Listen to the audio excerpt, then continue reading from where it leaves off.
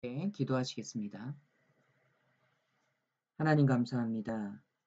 우리를 저 지옥에서 건져주시고 영원한 천국의 소망을 가지고 살아갈 수 있도록 허락하여 주셔서 너무나도 감사합니다. 구원함을 받고 주님과 함께 동행하며 이 땅에 사는 이 삶이 때로는 힘들지만 주님 함께 하심으로 너무나도 기쁘고 즐겁습니다.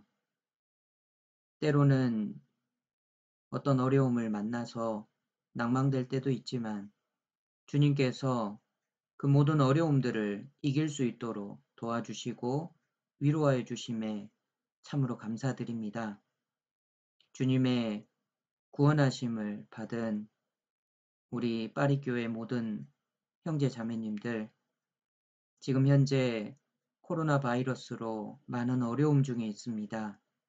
하나님 더욱 가까이 하여 주시고 위로하여 주시고 더욱 주님만 의지하고 주님께 모든 소망을 둘 수 있도록 도와주시옵소서. 이번 코로나 사태로 인해 많은 사람들이 이 땅에 소망을 두지 않고 저 천국을 생각할 수 있도록 기회를 허락하여 주시길 간절히 바라고 원합니다.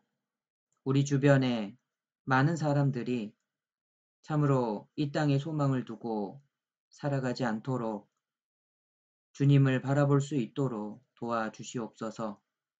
어려운 이때에 우리 믿음의 식구들 한 명도 그 믿음에서 떨어지지 않도록 은혜 베풀어 주시고 자비로 함께하여 주시옵소서. 또한 멀리서도 온라인으로 함께 교제하는 우리 믿음의 식구들이 있습니다.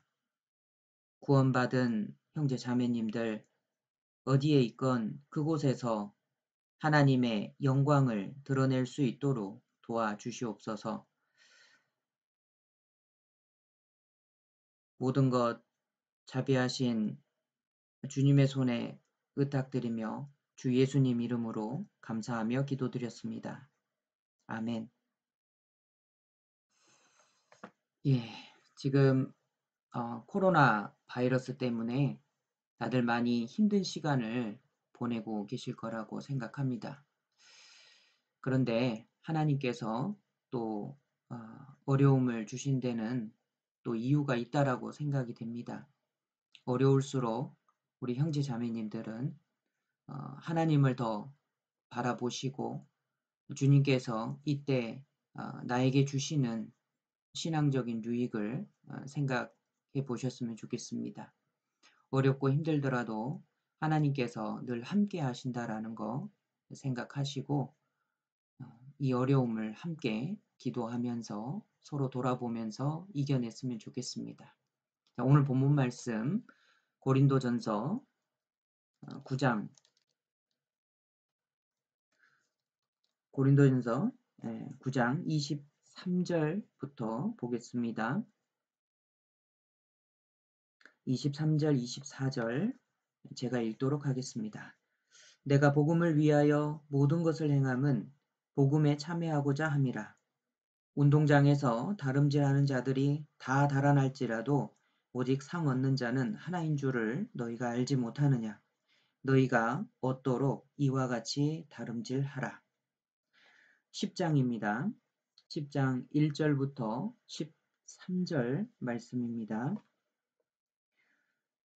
형제들아 너희가 알지 못하기를 내가 원치 아니하노니 우리 조상들이 다 구름 아래 있고 바다 가운데로 지나며 모세에게 속하여 다 구름과 바다에서 세례를 받고 다 같은 신령한 식물을 먹으며 다 같은 신령한 음료를 마셨으니 이는 저희를 따르는 신령한 반석으로부터 마셨음에 그 반석은 곧 그리스도시라. 그러나 저희의 다수를 하나님이 기뻐하지 아니하신 고로 저희가 광야에서 멸망을 받았느니라. 그런 일은 우리의 거울이 되어 우리로 하여금 저희가 악을 즐겨 한 것 같이 즐겨하는 자가 되지 않게 하려 함이니 저희 중에 어떤 이들과 같이 너희는 우상 숭배하는 자가 되지 말라. 기록된 바 백성이 앉아서 먹고 마시며 일어나서 뛰논다 함과 같으니라. 저희 중에 어떤 이들이 가늠하다가 하루에 2만 3천 명이 죽었나니 우리는 저희와 같이 가늠하지 말자. 저희 중에 어떤 이들이 주를 시험하다가 뱀에게 멸망하였나니 우리는 저희와 같이 시험하지 말자. 저희 중에 어떤 이들이 원망하다가 멸망시키는 자에게 멸망하였나니 너희는 저희와 같이 원망하지 말자. 저희에게 당한 이런 일이 거울이 되고 또한 말세를 만난 우리의 경계로 기록하였느니라. 그런즉 선줄로 생각하는 자는 넘어질까 조심하라. 사람이 감당할 시험 밖에는 너희에게 당한 것이 없나니 오직 하나님은 미쁘사 너희가 감당치 못할 시험 당함을 허락지 아니하시고 시험 당할 즈음에 또한 피할 길을 내사 너희로 능히 감당하게 하시느니라. 예. 오늘 본문 말씀은 고린도전서 10장 1절로 13절 말씀 그리고 고린도전서 9장 마지막 부분입니다. 고린도전서 9장 23절 말씀을 다시 한번 보겠습니다. 내가 복음을 위하여 모든 것을 행함은 복음에 참여하고자 함이니라. 네. 지난 시간에는 구원 얻는 믿음에 대해서 생각을 해보았습니다. 이 시간에는 구원받은 이후의 삶이 어떻게 되는지 그 부분에 대해서 생각을 해보려고 합니다. 방금 읽으신 고린도전서 9장 23절, 24절도 함께 읽겠습니다. 운동장에서 다름질하는 자들이 다 달아날지라도 오직 상 얻는 자는 하나인 줄을 너희가 알지 못하느냐? 너희도 얻도록 이와 같이 다름질하라. 예. 구원받은 사람에게는 경주가 있다라고 말씀을 하십니다. 이 원칙에서 예외되는 사람은 전혀 없습니다. 사람이 구원받고 구원받은 이후에 계속해서 하나님 앞에 삶을 살아나가지 않습니까? 그렇다면 구원받은 이후에 바로 주님께로 올라가는, 그러니까 병상에서 복음을 듣고 구원받은 사람도 있겠죠. 그 사람은 복음을 듣고 구원을 받고 아마 바로 주님 앞에 갈 겁니다. 그런 사람들을 제외하고서는 구원받은 사람은 반드시 신앙의 경주가 있습니다. 여기에서 예외되는 사람은 전혀 없습니다. 23절 말씀에 내가 복음을 위하여 모든 것을 행함은 복음에 참여하고자 함이라. 그래서 구원받은 사람은 영광스럽게도 복음을 듣고 구원을 받은 이후에 이 복음을 다른 사람에게 전하는 이 신앙생활에 참여할 수 있게 됩니다. 복음에 참여하는 것이 우리의 신앙생활이라고 할 수 있습니다. 그래서 이 사도 바울께서는 복음에 참여하는 것이 마치 경주하는 선수와 같다라고 비유하고 있습니다. 24절 운동장에서 다름질하는 자들이 다 달아날지라도 오직 상 얻는 자는 하나인 줄을 너희가 알지 못하느냐. 너희도 얻도록 이와 같이 다름질하라. 세상에 경주가 있죠. 올해에도 올림픽이 있는데 제대로 할 수 있을지 그거는 의문입니다. 그런데 세상의 모든 경주들은 이 선수들은요.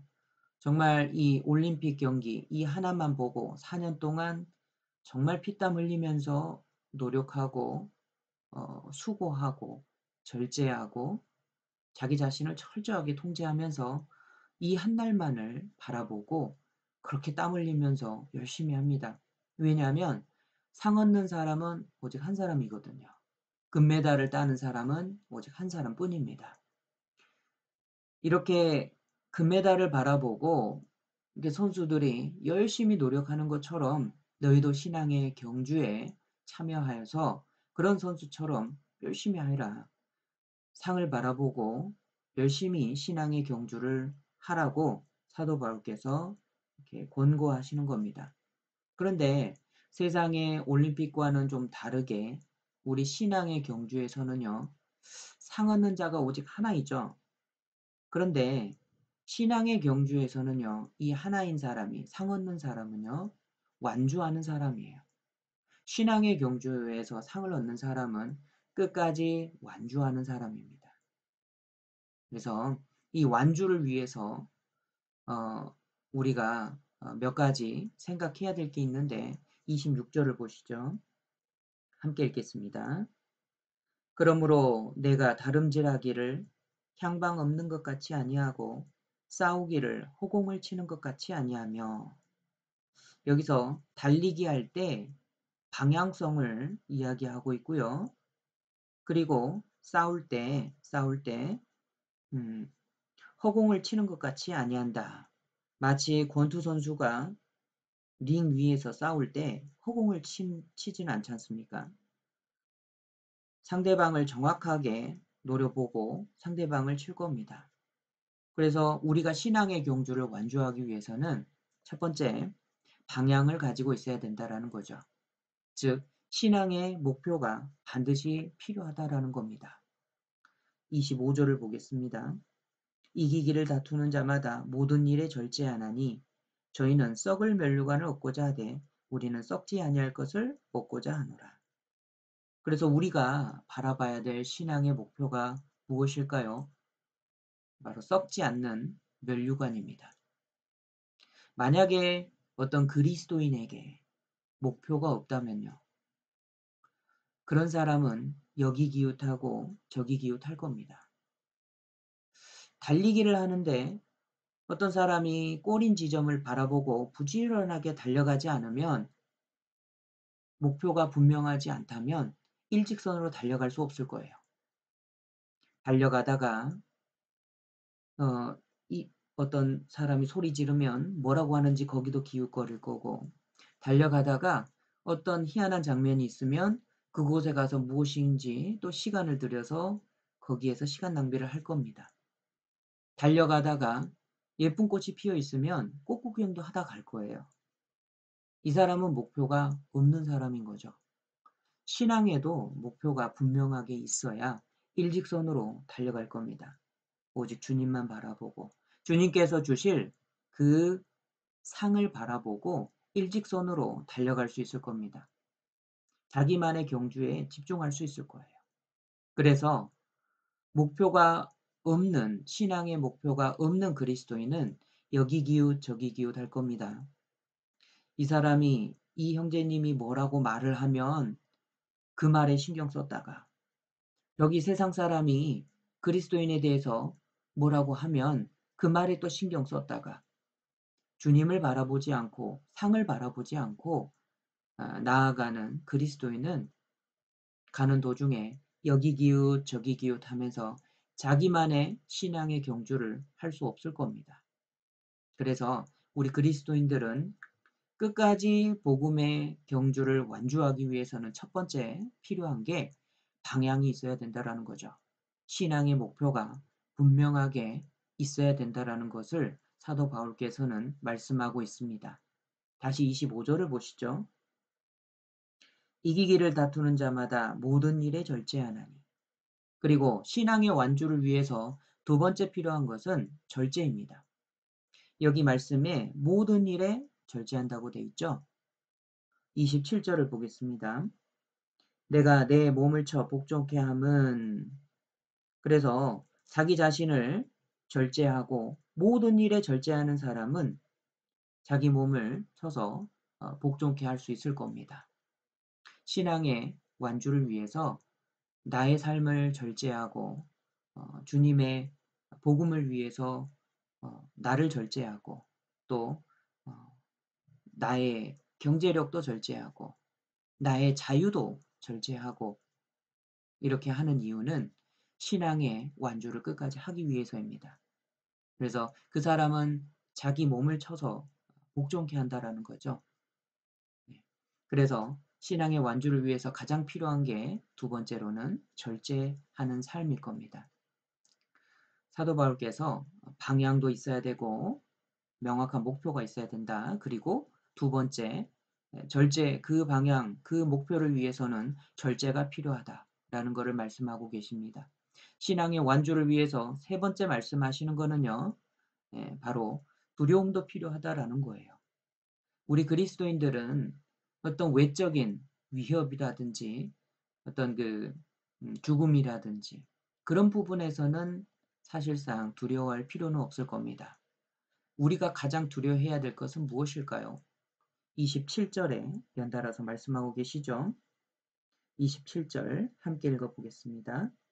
내가 내 몸을 쳐 복종하게 함은 내가 남에게 전파한 후에 자기가 도리어 버림이 될까 두려워함이로라. 우리가 가장 두려워해야 될 것은 신앙의 완주를 끝까지 못할까, 못하면 어쩔까 하는 그런 두려움은 필요합니다. 내가 복음을 전하고 나서 하나님 앞에 내가 실격자가 되는 것은 우리가 두려워해야 돼요. 즉, 전에는 신앙생활을 잘했지만 지금은 하나님 앞에 쓰임받지 못하고 있다. 이거는 두려워해야 되는 거예요. 하나님 앞에서 남은 나의 인생이 쓸모없는 인생이 될 수도 있습니다. 그것은 우리가 두려워해야 될 겁니다. 그래서 이제 고린도전서 10장에 그 신앙생활에 대해서, 신앙생활의 원리에 대해서 10장에 연달아서 이야기하고 계십니다. 10장 1절부터 쭉 말씀하시는 것은 광야 생활에 관련된 내용입니다. 1절입니다. 형제들아 너희가 알지 못하기를 내가 원치 아니하노니 우리 조상들이 다 구름 아래 있고 바다 가운데로 지나며 모세에게 속하여 다 구름과 바다에서 세례를 받고 다 같은 신령한 식물을 먹으며 다 같은 신령한 음료를 마셨으니 이는 저희를 따르는 신령한 반석으로부터 마셨음에 그 반석은 곧 그리스도시라. 그래서 고린도전서 10장의 내용은요. 하나님께서 구원하시고 인도하시고 보호하시는 그 내용에 대해서 말씀하고 계십니다. 그런데 그 구약 광야 시대 때 이스라엘 백성들이 어떻게 행했는지 그 부분도 말씀하고 계시고 이 광야 생활을 통해서 우리 신앙 생활을 어떻게 해야 되는지 우리에게 교훈을 주고 있습니다. 이 광야 생활은요. 확실하게 이 광야를 통과한 이스라엘을 구원받은 한 사람의 전체 생애로 보는 게 맞습니다. 가나안은 천국의 그림자가 되거든요. 그리고 이 광야 생활은 구원받은 사람이 광야를 통과하죠. 그것은 한 사람의 신앙생활에 해당되는 거고요. 구원받은 이후의 신앙생활이고요. 그리고 신앙생활, 광야 같은 신앙생활을 거쳐서 가나안에 들어가는 것은 천국에 들어가는 그 모형이 되는 겁니다. 이 어떤 사람은 만약에 이게 가나안에 들어가는 그 사람이 천국에 들어가는 거고 가나안에 못 들어간 이스라엘 백성들이 많지 않습니까? 그래서 그 사람들은 다 구원받지 못했다 이렇게 생각하게 되면 이건 좀 문제가 복잡해집니다. 가나안에 들어간 사람만 천국 갔다. 이렇게 만약에 생각을 한다면 모세도 가나안에 못 들어갔죠?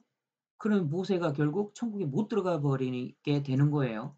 그렇다면 이거는 이해가 안 되는 겁니다. 문제가 좀 복잡해져요. 그래서 이 광야 생활을 과연 우리 신앙 생활에 비유하셨는데 우리가 어떻게 우리 신앙 생활에 적용해서 볼 것인지 이 부분은 광야 생활 전체는 우리 이스라엘 전체를 구원받은 한 사람으로 보고 구원받은 그 한 사람이 광야 생활과 같은 신앙 생활을 통과해서 천국에 들어가는 그 그림자다라고 생각을 하면 꼭 맞다라는 거예요. 이 애국은 세상을 가리킵니다. 이스라엘 민족을 선택하셨죠? 각각을 선택했다라기보다도 이스라엘 전체 민족을 선택했다라는 겁니다. 그리고 바로는 마귀를 의미합니다. 애굽은 세상이고 바로는 사탄 마귀입니다. 그리고 그 애굽의 세력에서 하나님께서 건져내시죠. 이거는 구원을 뜻합니다. 그리고 홍해 바다를 통과합니다. 이건 침례를 뜻해요. 그래서 광야를 통과합니다. 우리의 신앙생활을 뜻합니다. 그래서 광야를 통과하면서 애굽을 그리워하는 기존 세대는 점점 죽고 가나안에 들어갈 새로운 세대가 점점 많아지죠. 육신을 벗고 점점점 온전해져서 가나안, 즉 천국의 모형인 가나안에 들어가는 것은요. 우리가 신앙생활하면서 우리의 육신을 점점 죽이고 점점 천국 들어가기에 온전해지다가 천국에 들어가는 그 모형을 뜻하는 겁니다. 모세는 율법을 대표합니다. 그렇다고 모세가 천국에 못 들어갔다라는 말이 아니에요. 어, 모세는 천국에 있습니다. 천국에 들어가셨습니다. 그래서 근데 모세는 시내산에서 율법을 받았지 않습니까? 모세를 통해서 하나님께서 율법을 주셨기 때문에 모세는 율법을 대표해요. 여호수아를 통해서 여호수아로 말미암아 예, 이스라엘 백성이 가나안 땅에 들어갔지 않습니까? 그래서 여호수아는 예수님의 그림자가 되겠죠. 이게 무엇을 뜻하냐면 율법으로는 천국에 들어갈 수 없고 은혜로만 천국에 들어갈 수 있다라는 것을 설명하고 있는 거예요. 그러므로 이스라엘 전체는 구원받은 한 사람이다라고 생각을 할 수가 있습니다. 민수기 2장을 좀 보시죠. 여기 실로 잡아 놓으시기 바랍니다. 민수기 2장, 고린도전서 10장은 실로 잡아 놓으셔요. 민수기 2장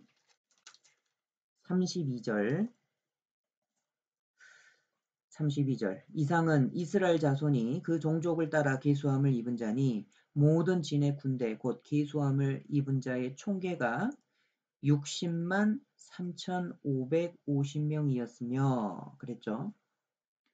이스라엘 백성이 애굽에서 나올 때의 숫자를 계수해 보니까 남자 장정만 계산을 해 보니까 60만 3,550명이었다라고 말씀하고 계십니다.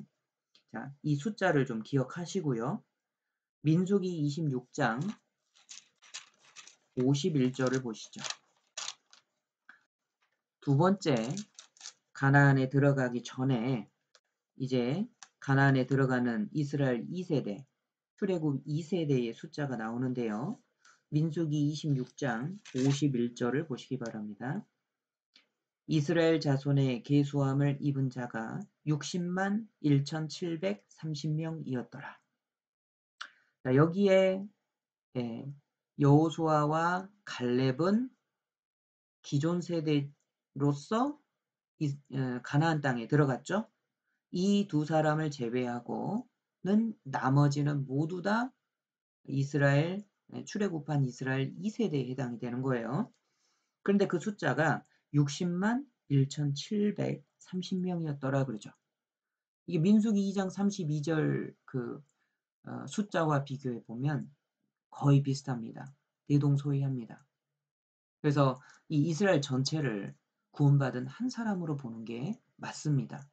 단지 바뀐 게 있다면 이스라엘 전 세대는 다 광야에서 엎드러져 죽었고요. 이 세대는 애굽을 그리워하는 세대였죠. 즉 세상을 그리워하는 세대였습니다. 그런데 이 세상을 그리워하고 애굽으로 자꾸 돌아가자 하는 이 세대는 다 광야에서 죽고 이스라엘의 2세대, 출애굽 2세대는 이제 애굽을 모르는 세대예요. 애굽을 모르고 하나님께서 주신 소망, 가나안을 향해서 나아가는 세대입니다. 가나안을 더 사모하고 가나안을 그리워하며 이렇게 성장한 세대, 믿음의 2세대인 거죠. 그 어, 세대가 이제 들어가게 되는데요. 이 옛날 세대는 죽고 천국을 그리워하는 새로운 세대가 형성이 된 거죠. 그래서 이스라엘 전체를 구원받은 한 사람으로 보는 게 맞습니다. 광야 생활은요, 우리의 거울과 경계로 주셨다라고 말씀하고 계셔요. 다시 본문 말씀 고린도전서 10장 고린도전서 10장 6절입니다. 앞부분 보겠습니다. 그런 일은 우리의 거울이 되어 예, 이 광야 생활은요, 우리의 거울이 되었다라고 말씀을 하고 계시죠. 11절도 보시죠. 저희에게 당한 이런 일이 거울이 되고 또한 말세를 만난 우리의 경계로 기록하였느니라. 고린도전서 10장 11절입니다. 자, 광야를 통과한 이스라엘 백성들이 당한 이런 모든 일들이 우리에게 거울이 된다라는 거예요. 우리를 비추는 거울이 되고 또한 말세를 만난 우리의 경계로 기록이 되었다라는 겁니다. 그래서 이스라엘의 광야 생활을 잘 들여다보는 것은요, 우리 신앙생활에 있어서 아주 큰 유익이 될 겁니다. 그래서 우리가 이스라엘의 모습을 바라보고 거울로 삼고 그리고 경계로 삼아서 우리 신앙에 비추어 봐야 될 거예요. 다시 고린도전서 10장 1절로 4절을 보겠습니다. 예, 이 내용은 1절, 2절입니다. 예, 우리 조상들이 다 구름 아래 있고 바다 가운데로 지나며 모세에게 속하여 다 구름과 바다에서 세례를 받고 그랬죠. 그래서 말씀드린 대로 애굽은 세상을 뜻합니다. 바로는 사탄 마귀를 의미합니다. 그래서 그 세력에서 구원을 받고 홍해 바다를 통과하게 되죠. 그 침례받는 것을 뜻한다라고 2절에서 말씀하고 계셔요. 홍해 바다에서 침례를 받았습니다. 그리고 구원, 침례, 그리고 바로 이어지는 게 광야 생활이죠. 이 광야 생활은 우리의 신앙 생활을 뜻합니다. 광야를 주신 이유는요, 옛사람이 죽고 새 사람으로 점점점 변화되는 그런 삶을 위해서 주셨다라는 거예요. 광야는 물도 없고 식물도 없죠. 그러니까 도심이 반드시 필요한 거예요. 3절, 4절입니다. 다 같은 신령한 식물을 먹으며 다 같은 신령한 음료를 마셨으니 이는 저희를 따르는 신령한 반석으로부터 마셨음에 그 반석은 곧 그리스도시라. 이곳에서 물이 없기 때문에 신령한 음료를 마셨고요. 먹을 게 없기 때문에 신령한 식물을 먹었습니다. 이건 만나를 뜻하는데요. 만나는 그리스도를 상징합니다. 함께 신령한 식물과 음료를 먹었어요. 하나님의 도우심이 없이는 이 광야에서는 전혀 살아갈 수가 없습니다. 하나님의 도우심이 반드시 있어야 되는 거예요. 지금도 마찬가지죠. 우리가 구원을 우리 힘과 능력, 우리 지혜로 받을 수 없듯이 신앙생활도 우리의 지혜와 능력으로는 절대 할 수가 없어요. 그래서 지금도 성령님의 도우심이 필요한 겁니다. 우리가 너무 연약하기 때문에 성령님을 우리 마음 가운데 주셨어요. 그래서 성령님이 우리 안에 내주하고 계시죠. 성령님의 내주하심을 인정하는 삶이 정말 바른 신앙생활을 할 수 있도록 인도해 주실 겁니다. 때로는 연약하고 때로는 부족하고 때로는 내 육신이 옛날 죄성을 벗지 못해서 너무나도 나 자신에 대한 회의감도 들고 때로는 실망도 하고 때로는 너무나도 어려운 상황에 처할 수도 있겠지만 그 가운데서 성령님이 함께 하시고 도우시고 그리고 위로해 주시고 이겨낼 수 있도록 도와주십니다. 그래서 우리의 신앙생활은 성령님이 함께 하시면서 도와주시는 게 반드시 필요합니다. 이 구약의 이 이스라엘 백성들이요. 애굽에서 건짐받고 홍해를 통하고 광야를 지나게 되는 것은요. 우리가 구원받은 것과 너무나도 똑같습니다. 이스라엘 백성들이 양의 피를 경험하죠. 6월절 양의 피를 임방과 문설주에 발라라 라고 말씀하셨습니다. 이 양의 피를 이스라엘 백성들이 경험하죠. 이거는 예수님의 피를 경험하고 구원받는 것과 똑같죠. 그리고요, 홍해바다 앞에서 홍해바다가 갈라지고 그 물 속으로 들어갔다가 다시 올라옵니다. 이거는 무엇을 뜻하냐면 침례받는 걸 뜻해요. 그래서 애굽에서 그 지긋지긋한 노예, 종살이에서 벗어나서 구원받고 침례받고 정말 기쁨과 감사함이 충만합니다. 그런데 이스라엘 백성들은 이 홍해 바다를 통과하고 나서 바로 알게 됩니다. 아, 내가 광야에 와 있구나. 이거 알게 되는 거예요. 광야에 와 있구나. 두 번째 알게 되는 것은 이 광야는 불뱀도 있고 정갈도 있구나. 알게 되는 겁니다. 그리고 이곳 광야에서는 양식이 없고 물도 없구나. 라는 걸 알게 돼요. 그리고 또 한 가지 알게 되는 것은 아말렉 군대가 있구나. 라는 것을 깨닫게 됩니다. 하나님께서 건져내시고 우리가 들어선 곳이 여기는 광야구나 라는 것을 깨닫게 되는 거죠. 하나님의 도우심이 없이는 단 하루도 살 수 없는 광야에 들어선 것을 깨닫게 됩니다. 우리도요, 구원받고 침례받고 정말 구원받은 초창기에는 기쁨과 감사함으로 살게 되는데 알게 되죠. 신앙생활은 광야구나. 그런데요, 하나님께서 광야를 주신 목적이 있습니다. 고린도전서 10장 잡아 놓으시고요. 광야를 주신 목적이 있어요. 신명기 8장입니다.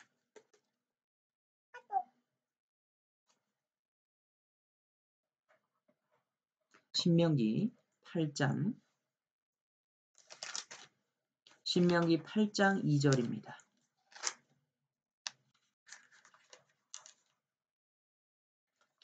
신명기 8장 2절입니다.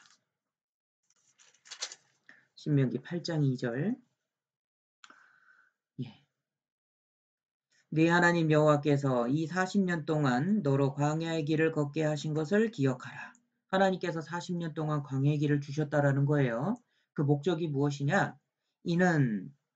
그 목적은 첫 번째, 너를 낮추시며 너를 시험하사 네 마음이 어떠한지 그 명령을 지키는지 아니 지키는지 알려 하심이라. 자, 첫 번째 목적이 무엇이냐면 하나님께서 낮추시고 그리고 순종하시는지 보기 위함이다 이 말이에요. 낮추시고 순종하도록 하는 게 광야를 주신 목적이라는 겁니다. 3절에 너를 낮추시며 너로 줄이게 하시며 또 너도 알지 못하며 네 열조도 알지 못하던 만나를 네게 먹이신 것은 사람이 떡으로만 사는 것이 아니요 여호와의 입에서 나오는 모든 말씀으로 사는 줄을 너로 알게 하려 하심이니라. 그 양식을 얻을 수 없는 그곳에서 만나를 먹이셨습니다. 이렇게 하심으로써 하나님께서 광야를 주신 목적이 무엇이냐? 세 번째 목적은 떡이 없잖아요.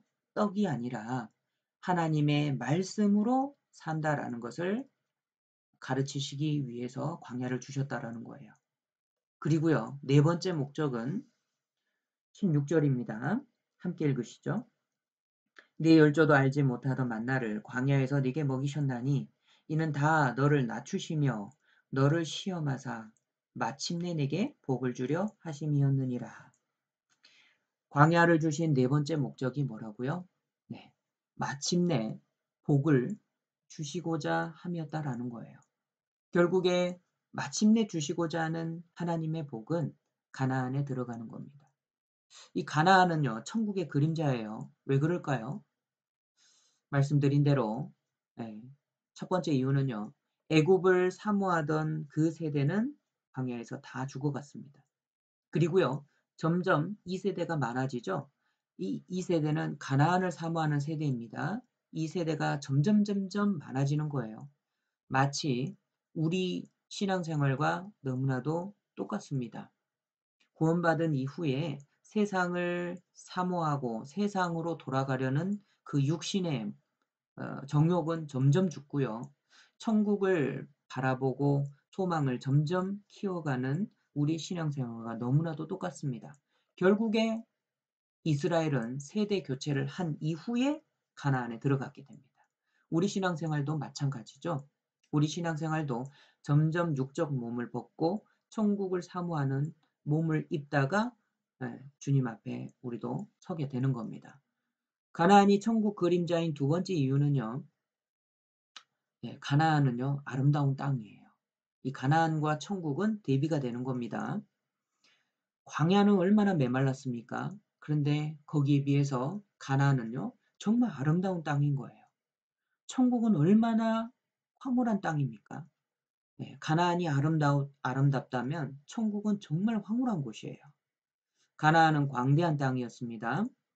그런데 천국은요. 얼마나 더 광활한가요? 부족함이 없습니다. 가나안은 시내, 분천, 샘이 있잖아요. 천국에는 생명수가 흐르는 거예요. 가나안은 포도와 무화과, 꿀의 소산지죠. 천국은 모든 것이 풍성한 곳입니다. 가나안은 결핍이 없어요. 천국은 부족한 것이 전혀 없는 곳이에요. 가나안의 땅은요. 가나안의 땅에는요. 그 돌에는 철이 있고 산에서는 동이 난다라고 되어 있습니다. 그런데 천국은 길바닥이 정금인 겁니다. 가나안은 찬송의 땅이라고 되어 있어요. 천국은 영원한 찬송과 기쁨이 있는 곳이에요. 가나안은 안식의 땅이죠. 천국은요. 영원한 안식이 있는 곳입니다. 그래서 가나안은 천국을 예표하는 곳입니다. 이 이스라엘 사람들이요. 광야를 통과하면서 이 옛사람은 죽죠. 가나안을 사모하는 옛사람이 죽죠. 이것은요. 자기와의 싸움인 겁니다. 그리고 가나안을 바라보는 세대가 늘어나서 가나안에 들어가지 않습니까? 그리고 가나안에 들어가서 이 상을 위한 이 기업을 위한 전쟁을 치르잖아요. 그래서 이스라엘 백성들은 가나안 땅에 들어가서 상급을 위한 전쟁을 치르게 돼요.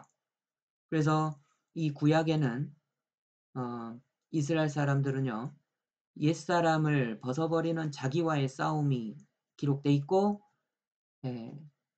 상을 얻기 위한 전쟁이 가나안에 들어가서 이렇게 두 가지로 이렇게 나눠져서 설명이 돼 있고요. 이 신약시대 그리스도인들은요. 옛사람을 죽이는 것과 천국에서 얻는 상급을 위한 그 전쟁이 동시에 이루어집니다.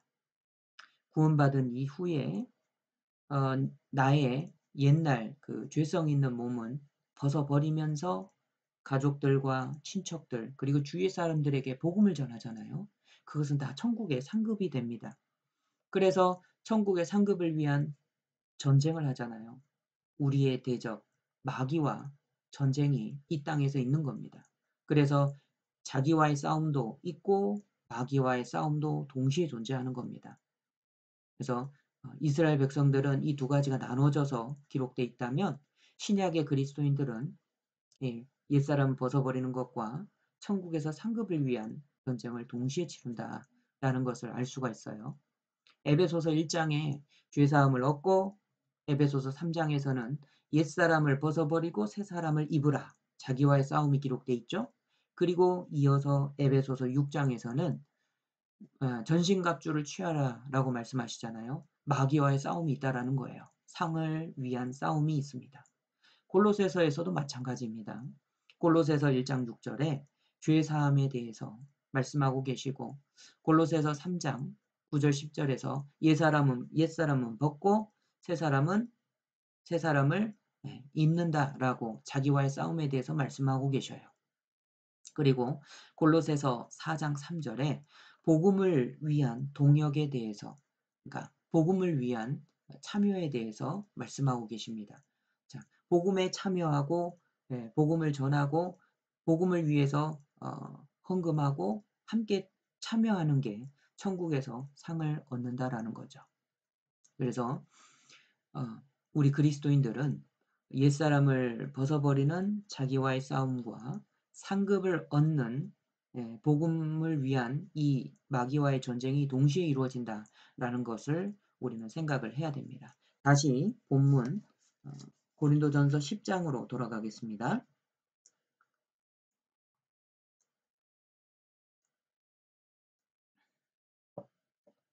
고린도전서 10장 5절입니다.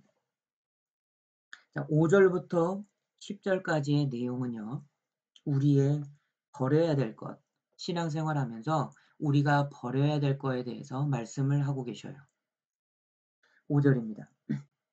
그러나 저희의 다수를 하나님이 기뻐하지 아니하신 고로 저희가 광야에서 멸망을 받았느니라.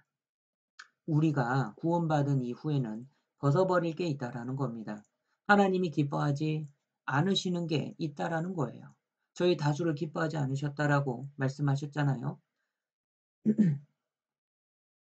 그래서 우리가 생각해야 될 게 나는 구원받았으니까 정말 구원받은 이후에 바로 그냥 천사처럼 탁 바뀌어버릴 거라고 생각하면요. 점점 신앙생활을 하면 할수록 자괴감에 빠지게 됩니다. 구원받은 내가 왜 이러나 이런 생각을 할 수밖에 없게 돼 있어요. 우리 구원받은 그리스도인은 범죄 가능성이 있다라는 부분을 생각해야 됩니다. 우리 구원받았어도 죄를 범할 수도 있다라는 부분을 우리가 인정을 해야 됩니다. 그런데요, 작은 죄라도 용납하지 않는 게 필요합니다. 작은 죄라도 용납하지 않는 게 필요해요. 이 사막을 여행하는 사람이요, 텐트를 치고 잠을 잡니다. 낙타를 타고 사막을 여행하다가 텐트를 치고 잠을 자는데요. 사막은 밤에는 춥습니다. 그래서 낙타가 불쌍하니까 이 따뜻한 숨을 좀 쉬라고 낙타 코만 텐트에다가 넣도록 이렇게 딱 허락을 해줬습니다. 그러면요, 낙타는 이제 조금 있으면 얼굴이 쑥 들어올 겁니다. 그러다가요, 조금 있으면 이제 앞에 두 발을 싹 집어넣겠죠. 조금 있으면은 다 들어올 겁니다. 조금 있으면 주인을 몰아내는 거예요. 이 개구리를 이렇게 개구리를 이렇게 죽일 때요. 이 미지근한 물에 개구리가 딱 들어 있습니다. 근데 이 처음부터 이 개구리를 이렇게 뜨거운 물에다가 딱 집어넣으면은요. 이 개구리는 뜨거움을 느끼기 때문에 폴짝 뛰어가지고 밖으로 나와버리는 거예요. 그런데 이 개구리를 이렇게 불을 이용해서 물을 끓여서 이렇게 죽일 수 있는 방법은요. 미지근한 물에다가 개구리를 딱 담가 놓고요. 밑에서 서서히 온도를 높이는 겁니다. 그럼 이 개구리는요.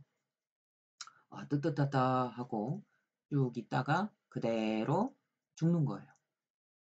그래서 이 죄가 이와 같다라는 겁니다.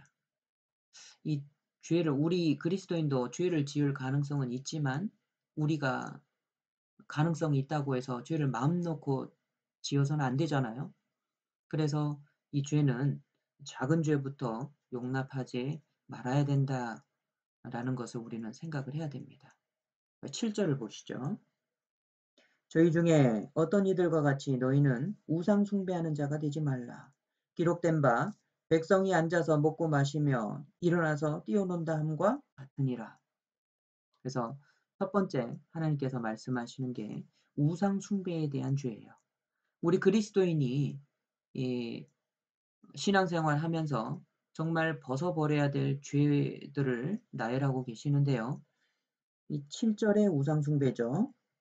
8절에서는 간음입니다. 9절에서 하나님을 시험하는 죄가 있다라는 거예요.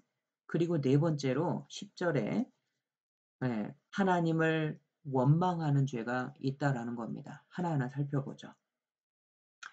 7절에 우상 숭배입니다.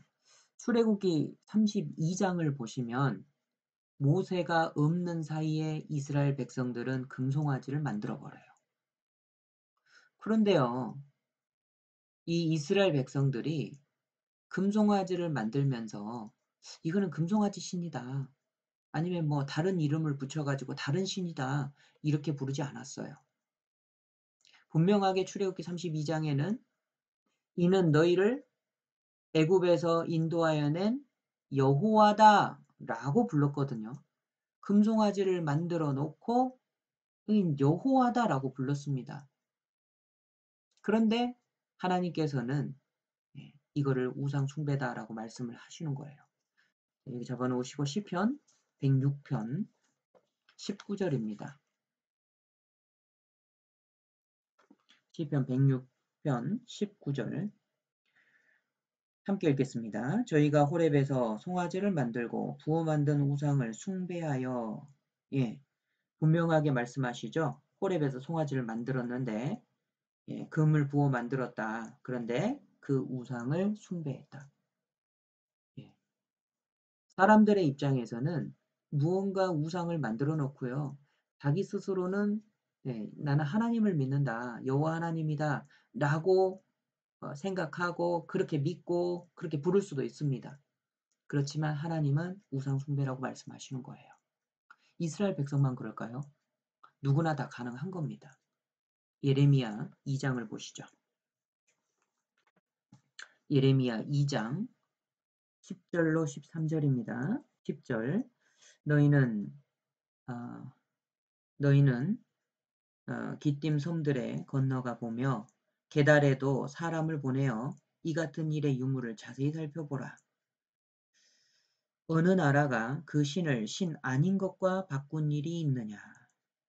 자, 하나님을 하나님 아닌 것과 바꾼 게 있다라는 거예요. 그러나 나의 백성은 그 하나님의 영광을 무익한 것과 바꾸었도다. 이 바꿔버리는 거예요. 바꿔버리는 게 있는 겁니다. 13절입니다. 함께 읽겠습니다. 내 백성이 두 가지 악을 행하였나니 곧 생수의 근원되는 나를 버린 것과 스스로 웅덩이를 판 것인데 그것은 물을 저축지 못할 터진 웅덩이니라. 이스라엘 백성이 두 가지 악을 행했습니다. 첫 번째는 생수의 근원되는 하나님을 버린 거예요. 두 번째는 스스로 웅덩이를 판 겁니다. 그래서 신약시대 그리스도인도 마찬가지입니다. 하나님을 의지하지 않는 거, 이게 하나님 버린 거예요. 하나님을 의지하지 않는 게 우상숭배라는 겁니다. 그리고요, 자기 자신을 의지하는 게 우상숭배라는 겁니다. 자기 자신을 의지한다라는 게 꼭 나는 나를 믿어, 뭐 이런 것만 자기 자신을 의지하는 그런 건 아니죠. 내가 가지고 있는 돈을 하나님보다 더 신뢰하면 우상숭배인 거예요. 명예를, 권력을, 그리고 내 생각, 자기 지혜 있죠? 자기 지혜를 하나님 말씀보다 더 신뢰하고 믿고 따르면 우상숭배인 겁니다. 요즘에는요, 새로운 우상도 있어요. 자녀 우상인 겁니다. 자녀 우상. 자녀가 우상이 돼 있어요. 네. 자녀를 위해서 신앙생활을 굳게 할 수도 있다라는 거죠. 자녀 좋은 대학에 가게 하기 위해서 신앙생활은 뒷전으로 하고 그리고 공부 우선에 자녀 중심의 삶을 살아가는 거 이게 우상 숭배다라는 거예요. 또 한 가지 우상이 있습니다. 골로새서 3장.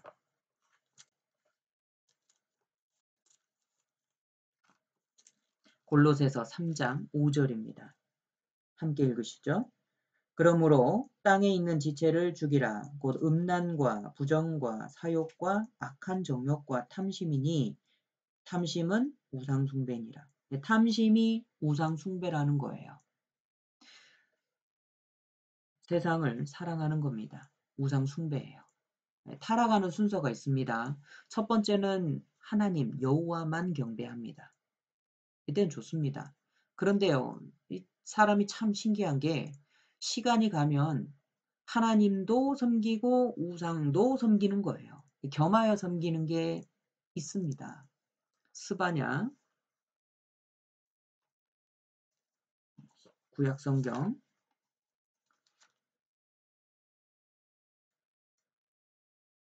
스바냐입니다.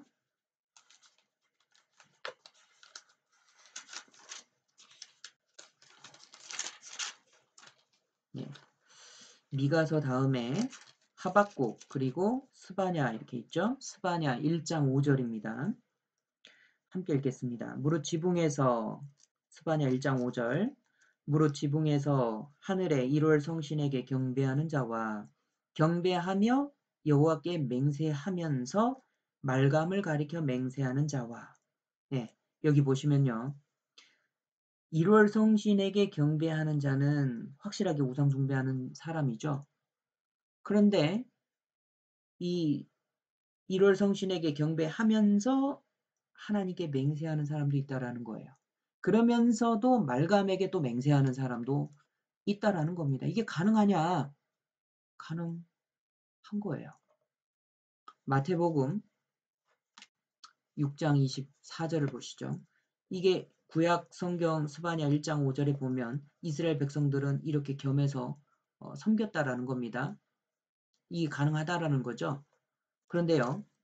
마태복음 6장 24절을 보시죠. 마태복음 6장 24절입니다. 함께 읽으시죠. 한 사람이 두 주인을 섬기지 못할 것이니 혹 이를 미워하며 저를 사랑하거나 혹 이를 중히 여기며 저를 경히 여김이라. 너희가 하나님과 재물을 겸하여 섬기지 못하느니라.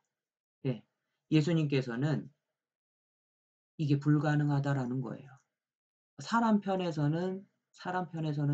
하나님도 섬기고 우상도 섬길 수 있다라는 겁니다. 그런데 예수님께서는요. 이게 불가능하다라는 거예요. 겸하여 섬기지 못하느니라. 자기와 하나님, 자기와 하나님, 예, 돈과 하나님, 쾌락과 하나님, 이게 동시에 섬길 수 있는 게 아니다라는 거죠. 불가능하다라는 겁니다. 결국에는요. 예, 하나님은 이제 뒷전으로 가고 이제 우상만 섬기는 거예요.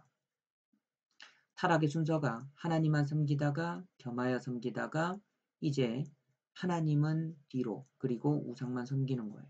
그러면 징계가 오는 겁니다. 징계받고 그 이스라엘이 정말 징계받고 이렇게 망해가는 것처럼요. 구원받은 그리스도인도 하나님만 섬기지 않는 삶을 살게 되고 자기를 섬기고 또 우상을 숭배하고 돈을 섬기고 쾌락을 쫓아가고 세상을 쫓아가게 되면 징계를 받을 수 있습니다. 그런데 또 회복의 길도 주셨어요. 회복의 길, 잠언 28장입니다. 잠언 28장 13절입니다.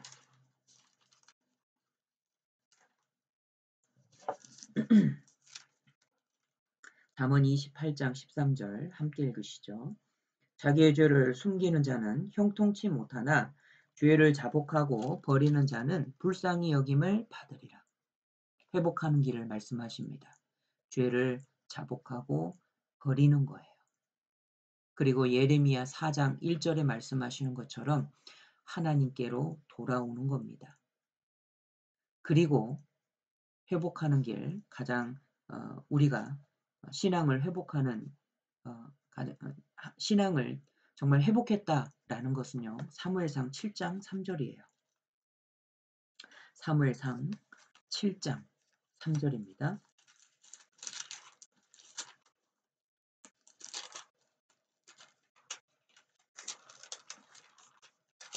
7장 3절 사무엘이 이스라엘 온 족속에게 일러 가라사대 너희가 전심으로 여호와께 돌아오려거든 이제 회개하고 돌이키고 자복하고 우상을 버리고 돌아오는 겁니다. 너희가 돌아오려거든 이방 신들과 아스타롯을 너희 중에서 제하고 우상을 이제 완전히 제하는 거죠. 그리고 너희 마음을 여호와께로 향하여 그만 섬기라. 하나님만 섬기는 겁니다. 우리의 삶에 있어서 우리도 많은 우상을 들여올 수가 있죠. 그래서 우리도 징계를 받을 수가 있습니다. 우리도 하나님 앞에 자복하고 우리 가운데 있는 우상을 다 버리고 하나님께로 돌아가는 게 필요합니다. 그래서 하나님만 섬기는 게 필요할 겁니다. 이 이스라엘에 므낫세라는 왕이 있습니다. 이 므낫세는 히스기야 왕의 아들이에요. 12살 때 왕위에 나갔습니다. 그러니까 12살 때 왕이 되었는데요. 히스기야 왕은 선한 왕이죠. 그런데 자식의 신앙 교육을 잘 못 시킨 것 같아요. 그래서 이 므낫세가 12살에 왕이 되었을 때는요. 아버지 히스기야 왕의 잘했던 점을 다 깡그리 무시해버리고 다 우상으로 다 바꿔버립니다. 심지어는 어느 정도로 악한 왕이었냐? 어, 이 우상을요 하나님의 전에다가 갖다 놓습니다. 이 정도로 악한 왕이에요. 그리고요 또 역대하 33장에 나오는데요. 이 흰놈의 아들 골짜기에서 불 가운데로 자기 자녀를 지나가게 하는 이런 아주 극악무도한 이런 우상 숭배를 합니다. 정말 우상 숭배의 대명사예요. 그래서 므낫세가요 진짜 악한 왕이었습니다. 그런데 하나님께서는요 자비하시기 때문에 므낫세와 그의 신하들에게 몇 번 말씀을 하셨어요. 돌이키라고 말씀을 경고를 하셨는데 돌이키지 않는 거예요. 그래서 예, 바벨론으로 잡아갑니다. 거기에서 고난의 떡을 먹게 합니다.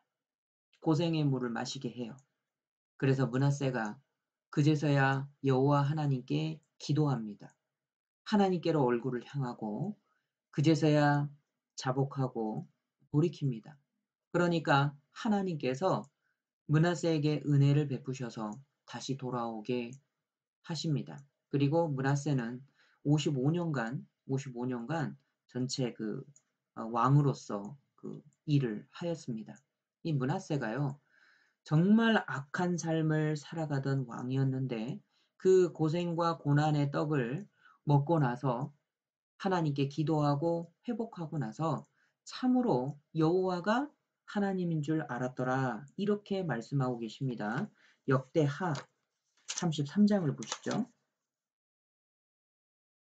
역대하 33장 12절입니다. 12절 13절 함께 읽으시죠.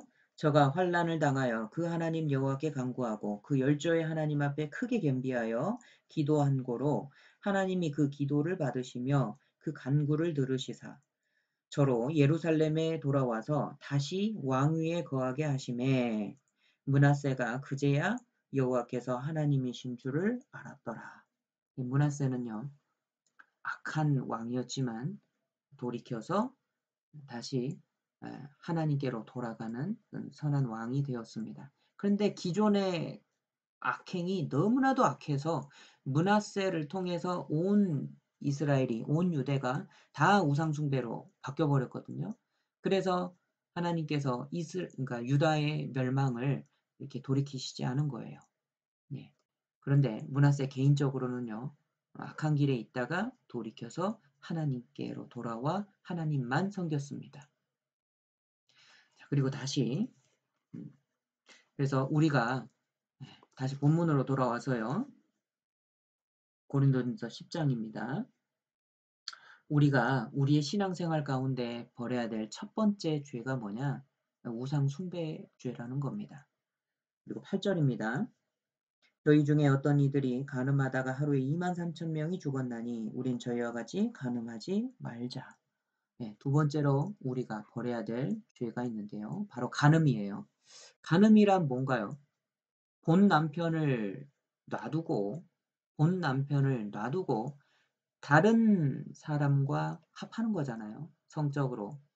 그래서 고린도전서 6장 15, 16절에 창기와 합하면 한 몸이라고 그랬어요. 그러니까 주와 합한 자는 한 영인데 그 사람이 창기와 합해버리는 거죠. 예. 간음이라는 겁니다. 그러면 그렇게 돼버리는 거예요. 한 몸이 돼버리는 겁니다. 그래서 간음하다가 이스라엘 백성들이요. 방금 읽으신 말씀에서처럼 이스라엘 백성들이 간음을 했습니다. 간음을 하다가 연병이 돌아서 23,000명이 죽었어요. 그래서 간음죄를 지어서 이스라엘 백성들이 죽임을 당했습니다. 마찬가지로 지금은요, 영적 간음이 있습니다. 야고보서 4장을 보시죠.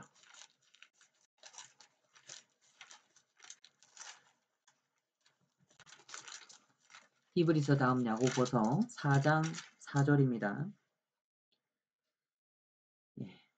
함께 읽으시죠. 간음하는 여자들이여 세상과 벗된 것이 하나님의 원수임을 알지 못하느뇨. 그런즉 누구든지 세상과 벗이 되고자 하는 자는 스스로 하나님과 원수되게 하는 것이니라.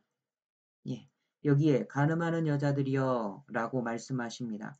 간음하는 게 뭐냐? 세상과 벗된 것이다. 세상을 사랑하는 것이 영적인 간음이라는 거예요.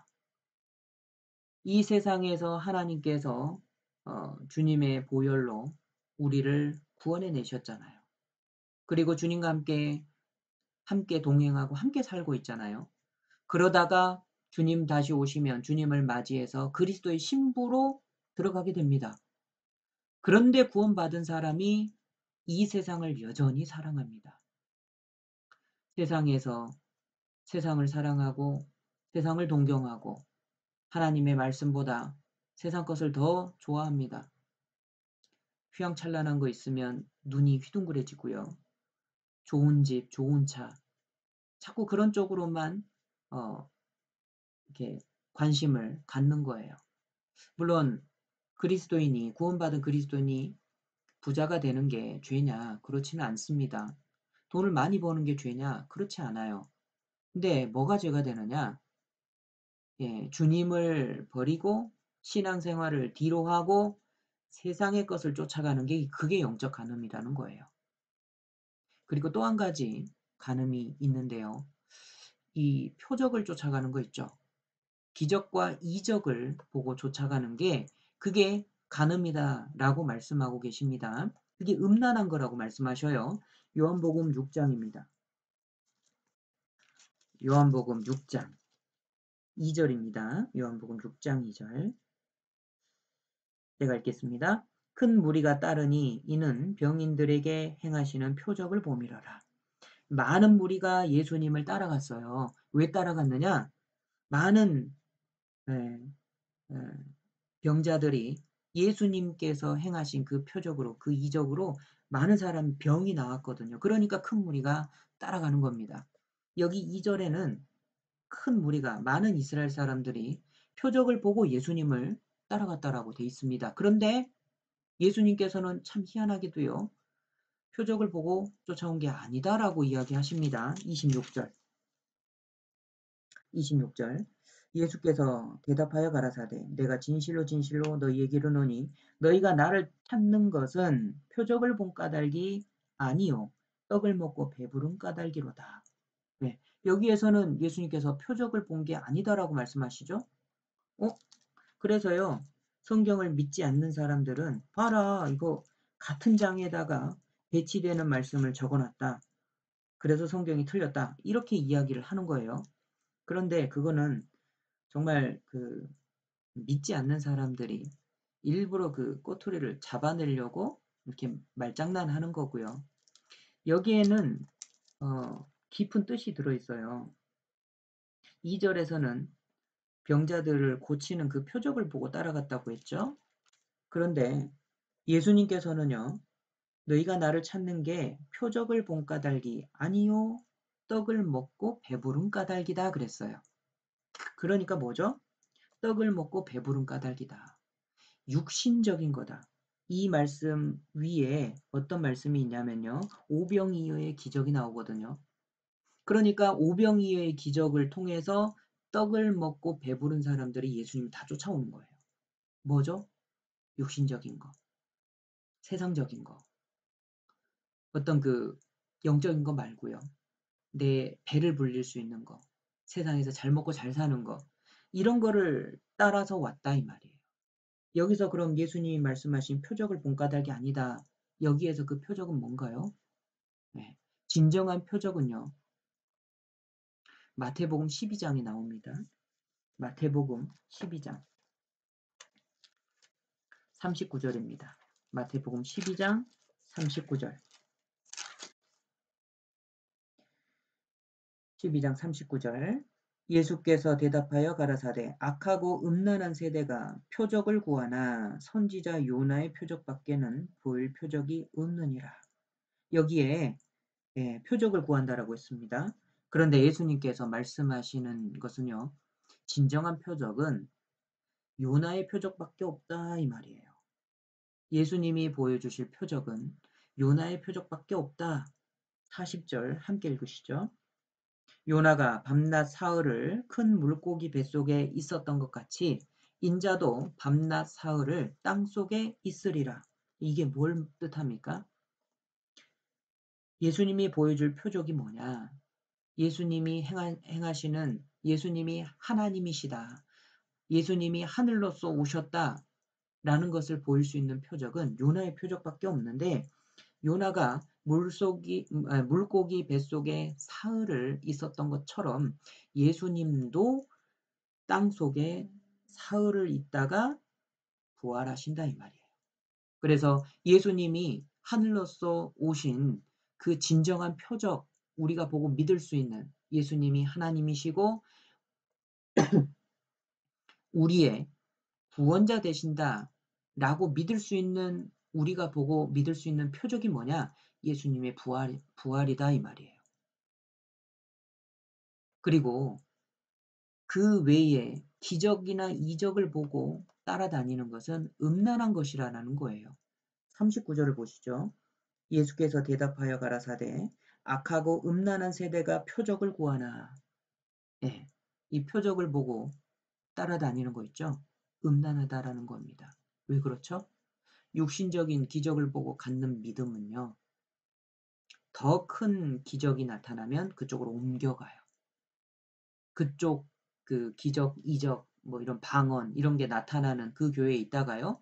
다른 데서는요. 더 큰 기적이 나타나잖아요. 안진뱅이가 일어섰어요. 그럼 그쪽으로 가는 거예요. 거기에 또 다니다가요. 또 다른 교회에서 무슨 뭐 그런 기적이 일어날지는 모르겠지만 사람이 죽을 병에 걸렸는데 죽을 병이 갑자기 나와버렸다. 기도하고 안수했더니 나와버렸다. 얼마나 큰 기적과 이적입니까? 글로 가는 거예요. 이게 뭡니까? 이게 간음이라는 거예요. 이게 음란하다라는 겁니다. 마치 여자가 예, 돈 많은 남자를 예, 이렇게 따라다니는 것처럼요.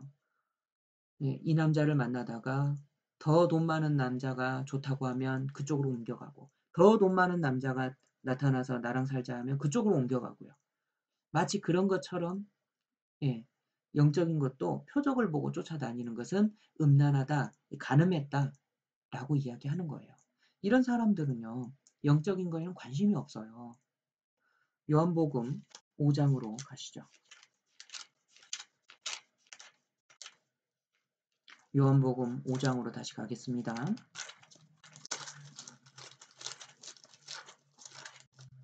요한복음 5장. 요한복음 5장 54절입니다.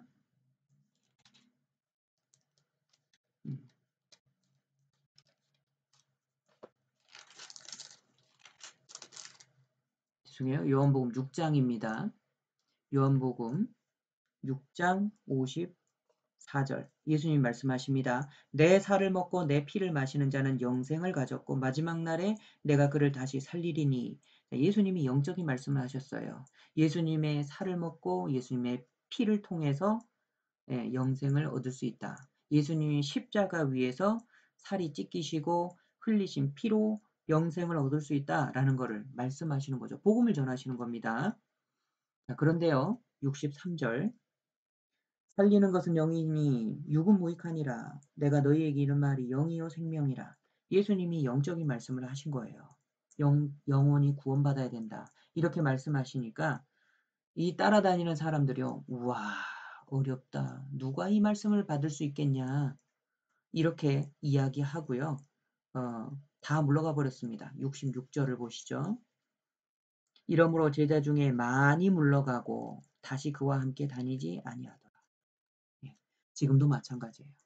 육신적인 축복을 바라고 따라다니는 사람도 이때 이스라엘 사람들과 같이 간음하는 겁니다.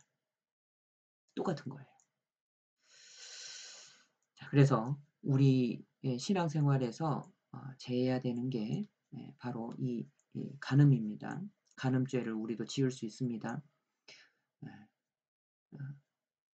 내 사업이 잘 되면 주님 믿고, 혹은 내 육신이 건강하면 주님을 따라가고, 이런 것도 다 간음이다라는 거예요. 9절, 고린도전서 10장, 다시 돌아가서요. 9절입니다. 저희 중에 어떤 이들이 주를 시험하다가 뱀에게 멸망하였나니 우리는 저희와 같이 시험하지 말자. 하나님을 시험하는 게 또한 큰 죄입니다. 그런데요, 이 하나님을 시험하는 게 어떤 거냐? 출애굽기 17장 7절에 말씀하고 계시는데요. 여호와께서 우리 중에 계신가 아닌가 하였음이더라. 이게 뭐냐면 시험하는 거다. 주를 시험하여 가로되 여호와께서 우리 중에 계신가 아닌가 하였음이더라. 그러니까 하나님을 시험하는 게 뭐냐? 네. 하나님이 함께 하신다라는 사실을 믿지 않는 거예요. 그래서 나와 함께 하시는 하나님을 의심하는 게 하나님을 시험하는 겁니다. 우리 그리스도인들은요, 하나님 약속하셨죠? 구원받을 때 우리 안에 들어오셔서 주님 다시 오실 때까지 떠나지 않겠다라고 약속하셨습니다. 우리는 그 사실을 굳건히 붙잡고 믿는 게 그게 하나님을 시험하지 않는 겁니다. 그리고 고린도전서 10장 10절을 보시죠. 함께 읽겠습니다. 저희 중에 어떤 이들이 원망하다가 멸망시키는 자에게 멸망하였나니 너희는 저희와 같이 원망하지 말라. 네, 여기에 원망에 대해서 말씀하고 계십니다. 이게요, 가장 큰 죄입니다. 가장 사소한 듯하게 보이는데 가장 큰 죄라는 것을 알아야 돼요. 우리 그리스도인 가운데서도 정말 많이 쉽게 빠지는 죄가 뭐냐? 하나님을 원망하는 죄예요. 그런데 그게 가장 큰 죄라는 겁니다. 생각해보죠. 이 우상숭배, 출애굽기 32장 28절에 나오는데요. 우상숭배 죄로는 3,000명이 죽었습니다. 이 음행해가지고는요, 음행죄로는요, 고린도전서 10장 8절에 저희 중에 어떤 이들이 간음하다가 하루에 23,000명이 죽었나니 하루 23,000명이 연병으로 죽었습니다. 그래서 음행죄로는 죽은 사람이 24,000명이에요. 나머지는요, 하나님을 시험하고 원망하다가 다 죽은 거예요. 처음에 살펴보신 것처럼 민수기 2장 살펴보신 것처럼요. 60만 명이 넘었는데요. 우상숭배 3,000명, 음행죄로 23,000명, 다 통틀어봐야 3만 명이 못 되죠. 나머지는요. 57만 명 이상이 다 하나님을 시험하고 원망하다가 다 죽었다라는 거예요. 민수기 14장 보시죠. 민수기 14장 29절로 30절입니다. 민수기 14장 29절 30절 함께 읽어보시죠. 너희 시체가 이 광야에 엎드러질 것이라. 너희 20세 이상으로 계수함을 받은 자 곧 나를 원망하는 자의 전부가 여분네의 아들 갈렙과 눈의 아들 여호수아 외에는 내가 맹세하여 너희로 거하게 하리라 한 땅에 결단코 들어가지 못하리라. 자, 여기 여호수아와 갈렙을 제외하고 나를 원망하는 자의 전부가 죽었다라는 거예요. 시험하고 하나님을 시험하고 하나님을 원망하고 불평합니다. 광야길로 인해서 마음이 상하는 거예요. 자기가 구원받아서 괜히 생고생한다라고 생각하는 겁니다. 눈에 보이는 것만 보고요. 그러면 불평이 생기잖아요. 광야에서 이 고라 자손들이 너희만 하나님의 그 총회를 인도하냐? 이 하나님이 거룩한 총회 가운데 계시지 않냐라고 이 자신들의 지위를 더 높이고자 불평을 하고 불만을 했습니다. 이거 교만에서 나오는 거죠. 그리고요, 민수기 11장에 보면 이 잡족들이 이스라엘 백성들이 애굽에서 나올 때 섞여 나온 무리가 있어요. 이 잡족들이 불평하니까 누가 우리한테 고기를 주어서 먹게 할까 하고 불평하고 원망합니다. 그것으로 인해서도 많은 사람들이 죽었어요. 그래서 이 시험하고 주님을 시험하고 큰 죄죠. 주님을 원망하는 거. 이거 너무나도 큰 죄라는 거를 우리가 인식해야 됩니다. 그러면요, 우리는 어떻게 해야 될까요? 이 광야 같은 신앙생활을 하면서 우리가 가져야 될 자세가 뭘까요? 시편 37편입니다. 시편 37편 7절 8절 시편 37편 7절 8절 함께 읽으시죠. 여호와 앞에 잠잠하고 참아 기다리라. 자기 길이 형통하며 악한 꾀를 이루는 자를 인하여 불평하여 말지어다. 분을 그치고 노를 버리라. 불평하여 말라. 행하게 치우칠 뿐이라. 여러분, 우리 삶이 힘든 과정을 거칠 수도 있습니다. 고난 가운데를 통과할 수도 있습니다. 지금 코로나 바이러스 때문에 얼마나 많이 힘드세요. 정말 우리 성도님들 이렇게 생각하면은요,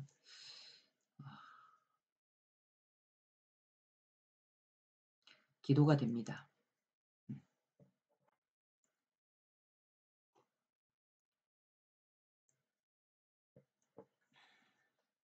바이러스에 걸리지는 않았지만 경제적으로도 너무나도 힘들고요. 이제 선교사로 제가 와 있는데 제가 해드릴 수 있는 게 기도밖에 없어요. 참 저도 답답하고 그렇습니다. 이렇게 어려운 시기인데 하나님께서 말씀하십니다. 여호와 앞에 잠잠하고 참아 기다리라. 불평하여 말지어다. 분을 그치고 노를 버리라. 불평하여 말라. 행하게 치우칠 뿐이라. 정말 어려운 이 시기에 정말 이런 신앙의 자세를 견지했으면 좋겠습니다. 우리 구원받은 파리교회 모든 형제 자매님들은 정말 이 어려운 시기를 잘 참아 기다리셨으면 좋겠어요. 감사한 마음을 가지셨으면 좋겠습니다. 마음을 낮추고 하나님께서 어떤 결말로 우리에게 복을 주실지 그 또한 생각하고 잠잠히 참아 기다렸으면 좋겠습니다. 자, 그리고 다시 본문 고린도전서 10장으로 돌아가겠습니다. 고린도전서 10장 12절입니다. 함께 읽으시죠. 그런즉 선줄로 생각하는 자는 넘어질까 조심하라. 네, 여러분, 우리는 겸손해야 됩니다. 아무도 앞에서 언급한 이 네 가지 이 죄악상에서 자유로울 수 없어요. 전도인도 마찬가지입니다. 방심하면 넘어져요. 유혹하는 유혹자, 이 마귀죠. 마귀는요, 요람에서 무덤까지 따라다닙니다. 그리스도와 가까워지면 가까워질수록 마귀의 유혹은 더 세지고요. 우리의 신앙생활은 더 치열해지는 거예요. 왜 이렇게 나에게 어려움과 유혹이 많냐? 네, 오히려 더 감사해야 돼요. 내가 그리스도와 더 가깝구나. 마귀도요, 게으른 사람은 사용 안 한다지 않습니까? 게으른 사람은 마귀한테도 쓰임 못 받아요. 내 삶에 고난이 많고 유혹이 많다라는 것은 내가 주님과 더 가까이 있다라는 사실을 생각하고 오히려 감사할 줄 알아야 돼요. 여러분, 예로부터요, 이 위험한 길에서 넘어진 사람은 극히 적습니다. 오히려 평탄한 길 갈 때 더 잘 넘어져요. 우리 신앙생활이 위태위태하고 어려울 때는요, 신앙생활 잘 넘어지지 않습니다. 조심해서 가니까요. 그런데 신앙생활이 평탄하다, 나에게 아무 문제가 없다, 이미 넘어졌는지도 모릅니다. 들어 누워 있는지도 몰라요. 육신과 마귀 그리고 세상과 싸움은요. 우리가 생각해야 될 게 죽기 전까지 싸움이 있다라는 겁니다. 고린도전서 10장 13절 함께 읽어보시죠. 사람이 감당할 시험 밖에는 너희에게 당한 것이 없나니 오직 하나님은 미쁘사 너희가 감당치 못할 시험 당함을 허락지 아니하시고 시험 당할 즈음에 또한 피할 길을 내사 너희로 능히 감당하게 하시느니라. 그래서 우리는 또한 뭘 또 믿어야 되냐면요. 사람이 감당할 시험 밖에는 당한 것이 없다. 또 감당하지 못할 때는 하나님께서 피할 길도 주신다라는 믿음도 필요합니다. 두려워하지 마시기 바랍니다. 두려워하지 마셔요. 세상에는 본래 수많은 변수들이 있고 예기치 못한 시험들이 많습니다. 두려워하지 마셔요. 왜죠? 주님이 피할 길을 주셨다라고 되어 있습니다. 믿으시기 바랍니다. 이스라엘 백성이 홍해 앞에 섰을 때, 요단강 앞에 섰을 때 뒤로 가지 못하고 옆도 둘러볼 수 없는 상황이잖아요. 그런데 하나님께서는 피할 길을 주셨죠. 홍해 바다를 가르시고 요단강을 가르셨어요. 다윗은요, 사울 때문에 얼마나 죽음의 위기를 많이 겪었습니까? 그런데 피할 길을 주셨다니까요. 예, 사울이 창으로 던졌지 않습니까? 사울은 용사예요. 사울이 창을 던졌는데 그거를 딱 알고 피하게 하셨잖아요. 사울이 단창으로 던졌습니다. 단창은 더 적절하게 던질 수 있잖아요. 더 잘 던질 수 있어서 더 죽이기 쉽습니다. 그런데 그 단창도 피하게 하셨잖아요. 이 다윗의 삶을 요약해 보면 시편 18편입니다. 시편 18편. 시편 18편 18절과 19절입니다. 함께 읽으시죠. 저희가 나의 재앙의 날에 내게 이르렀으나 여호와께서 나의 의지가 되셨도다. 나를 또 넓은 곳으로 인도하시고 나를 기뻐하심으로 구원하셨도다. 예, 다윗의 삶을 그 간증을 요약하자면 이렇습니다. 재앙의 날에 여호와께서 나의 의지가 되셨다. 나를 넓은 곳으로 인도하시고 나를 기뻐하셔서 구원하셨다. 우리의 삶도 이와 같을 겁니다. 어려움은 있지만 재앙도 닥칠 수 있고요. 또 여러 가지 어려움이 있지만 하나님이 의지가 되시고 우리를 그 모든 어려움 가운데서 구원해 내실 거예요. 다니엘은 어떻습니까? 다니엘 또 그의 세 친구들은 어떻습니까? 결심하고 담대하게 나가니까 하나님께서 피할 길을 주시잖아요. 사도 바울은 또 어떻습니까? 사도 바울을 둘러싸서 죽이려고 하니까 그 로마 그 장군이요. 백부장, 천부장을 보내서 바울을 이렇게 딱 보호해내지 않습니까? 하나님께서는 그 위기 가운데서 피할 길을 주신 거예요. 로마로 가는 그 풍랑을 만났지만 또 거기에서 구원의 길을 또 주시잖아요. 결국에 로마까지 가서 복음을 전할 수 있도록 하나님께서 다 길을 주셨습니다. 아브라함도요, 사례를 뺏길 뻔했잖아요. 하나님께서 다 막아주셨습니다. 요셉도 형들에게 죽임 당할 뻔했는데 그때마다 하나님께서 건져주셨고 또 보디발 아내는 요셉을 죽이려고 한 겁니다. 거기에서도 건져주시잖아요. 또 이 종교 개혁을 한 루터는 또 어떻습니까? 그 담대하게 믿음을 선포하고 하나님을 의지하니까 나오는 길에 한 영주가 루터를 납치하잖아요. 그래서 한 성에 숨겨줍니다. 거기에서 독일어로 성경을 번역하지 않습니까? 그 루터도 하나님께서 예, 피할 길을 주신 거예요. 주님은 피할 길을 주십니다. 우리가요, 모든 어려움 상황 가운데서 죽을 것 같지만 하나님은 피할 길을 다 주셔요. 이걸 믿지 못하고 곁길로 빠져나가면 징계를 받게 돼요. 아브라함도요. 100세의 아들을 주시겠다라는 그 믿음을 지키지 못하고 하갈을 얻었잖아요. 예, 징계를 받는 겁니다. 야곱은 자기 꾀가 많은 사람이에요. 두 번의 큰 징계를 받습니다. 다윗도요. 곁길로 가니까 간음죄 짓고 살인죄 짓고 물론 회개하고 회복은 하였지만 그 이후에 예, 징계를 받지 않습니까? 아들에게 쫓김당하고 죽일 뻔함을 당하고요. 자기의 아내들이 백주대낮에 강간을 당하지 않습니까? 이 징계를 받아요. 그런데 정말 구원받은 그리스도인은요. 징계는 있지만 영원한 멸망은 없어요. 히브리서 12장에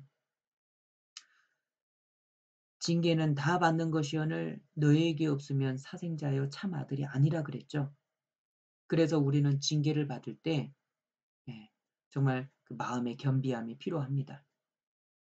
징계가 올 때 우리는 오히려 하나님 앞에 감사하고 회개하고 돌이키는 게 필요해요. 그리고요. 그래서 그리스도인이 죄에 빠졌을 때는 돌이켜야 됩니다. 시편 3편을 보시죠. 시편 3편 2절입니다. 2절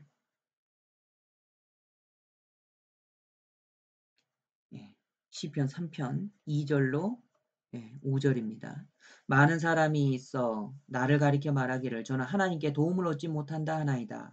여호와여 주는 나의 방패시요 나의 영광이시요 나의 머리를 드시는 자니이다. 내가 나의 목소리로 여호와께 부르짖으니 그 성산에서 응답하시는도다. 내가 누워 자고 깨었으니 여호와께서 나를 붙드심이로다. 그래서 우리가 죄에 빠졌을 때는 돌이키는 게 필요합니다. 하나님께서 우리를 도우셔요. 이 마가 요한이 있는데요. 1차 선교 여행 때 사도 바울과 함께 선교 여행을 했습니다. 그런데 이 선교 여행이 너무 험난하니까 사도 바울을 버리고 돌아와 버렸어요. 낙오자가 된 겁니다. 그런데 이 마가 요한이요. 나중에 뉘우치고 돌아옵니다. 그래서 사도 바울의 맨 마지막 성경 디모데 후서 4장 11절에 보면은요. 네가 올 때 디모데에게 말하죠. 네가 올 때에 이 마가를 데리고 와라. 저가 나에게 유익하다. 이렇게 말씀하십니다. 이 마가 요한은요. 처음에는 넘어졌지만 후에는 회개하고 돌아옵니다. 만약에 우리가 죄를 져서 징계를 받고 있다면요. 하나님 탓하면 안 돼요. 남 핑계 대면 안 됩니다. 자기 한계를 뛰어넘었으면 좋겠어요. 예. 그래서 이 비커 속에 벼룩을 딱 넣어놓잖아요. 그럼 처음에는 많이 뜁니다. 그런데 이 유리 뚜껑 때문에 벼룩이 못 뛰어요. 나중에는요, 이 유리 뚜껑 튀어나도 벼룩은 그 컵에서 못 나오는 겁니다. 또 이 코끼리를 묶어놓는 방법 아시죠? 코끼리가 힘이 세잖아요.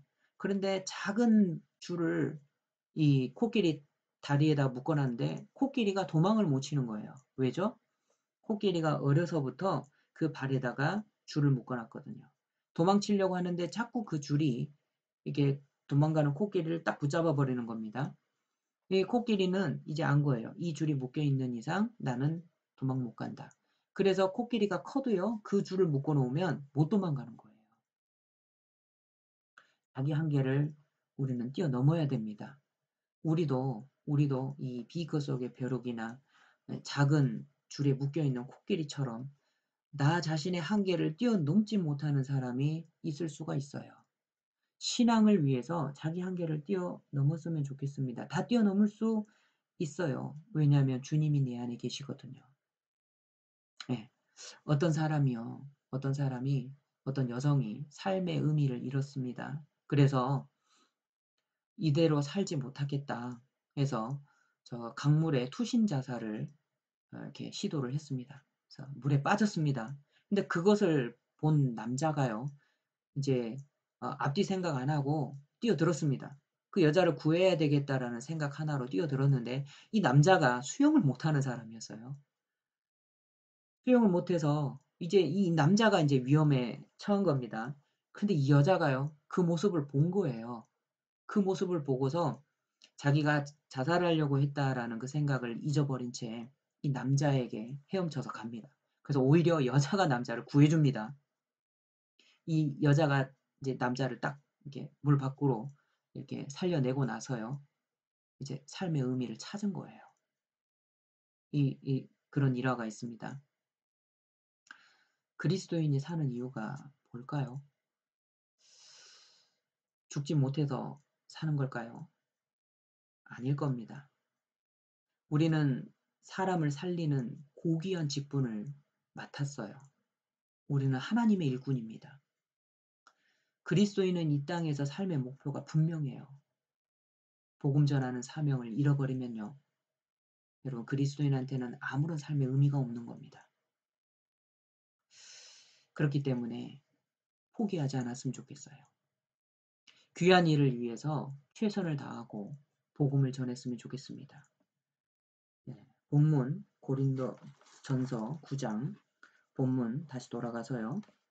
9장 23절 24절을 같이 읽고 마치도록 하겠습니다. 읽겠습니다. 내가 복음을 위하여 모든 것을 행함은 복음에 참여하고자 함이라. 운동장에서 다름질하는 자들이 다 달아날지라도 오직 상 얻는 자는 하나인 줄을 너희가 알지 못하느냐? 너희도 얻도록 이와 같이 다름질하라.